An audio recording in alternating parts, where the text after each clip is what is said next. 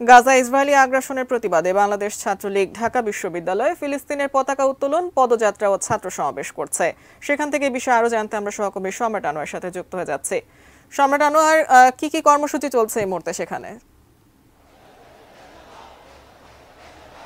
ধন্যবাদ টুনাল। আপনারা জানেন যে গাজায় যে সহিংসতা চলছে এবং ইসরায়েলি বাহিনীর যে বর্বরতা, নৃশংস বর্বরতা যেটা চলছে, সেখানে আমরা বিভিন্ন সময় দেখেছি যে এটার প্রতিবাদে বিভিন্ন দেশে প্রতিবাদ বিক্ষোভ সমাবেশ হয়েছে এবং খোদ আমেরিকাতেও বিভিন্ন বিশ্ববিদ্যালয়ে শিক্ষার্থীরা, সাধারণ শিক্ষার্থীরা এই বর্বরতার যে প্রতিবাদ সেটি খুবই জোরালোভাবে করছে। তারই ফলশ্রুতিতে আমরা দেখেছি যে আমরা বাংলাদেশেও কয়েকটি জায়গায় এরকম প্রতিবাদ হয়েছে, কিন্তু ছাত্রলীগের পক্ষ থেকে, বাংলাদেশ ছাত্রলীগের পক্ষ থেকেও বড় আকারে এবং ঢাকা বিশ্ববিদ্যালয়ে এখানে আয়োজন করা হয়েছে আজকে, যেখানে তারা এই স্বাধীন ফিলিস্তিনির যাতে প্রতিষ্ঠা পায় সে কারণে সেই দাবির পক্ষে তারা এখানে পতাকা উত্তোলন করবেন এবং সাধারণ শিক্ষার্থীরা এখানে সমাবেশ করবেন এবং পদযাত্রা করবেন। তো এই যে তিনটি কর্মসূচি, সেটির জন্য নির্ধারিত সময় দেওয়া ছিল এখানে 11টার সময়, কিন্তু 11টার পরও এখনও আনুষ্ঠানিকভাবে সেই যে কর্মসূচি সেটি শুরু হয়নি। তবে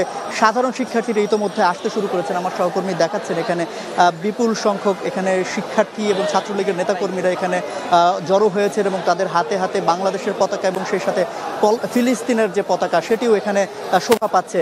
তো এখানে যারা ছাত্র নেতা এবং সাধারণ শিক্ষার্থীরা যারা আছেন তাদের সঙ্গে একটু কথা বলি যে তাদের এই যে আজকের যে কর্মসূচি সেই বিষয়টি সম্পর্কে একটু তাদের কাছ থেকে আমরা একটু জানি।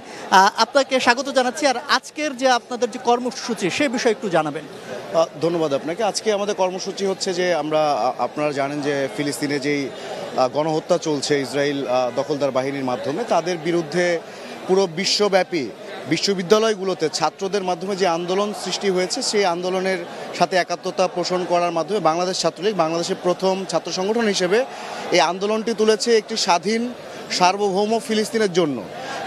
সেই দাবিতেই আজকের এই আন্দোলন এবং আমরা পথযাত্রা এবং একটি সমাবেশ করব এবং সমাবেশের পরে আমরা ফিলিস্তিনের সাথে একাত্মতা পোষণ করব। অসংখ্য ধন্যবাদ।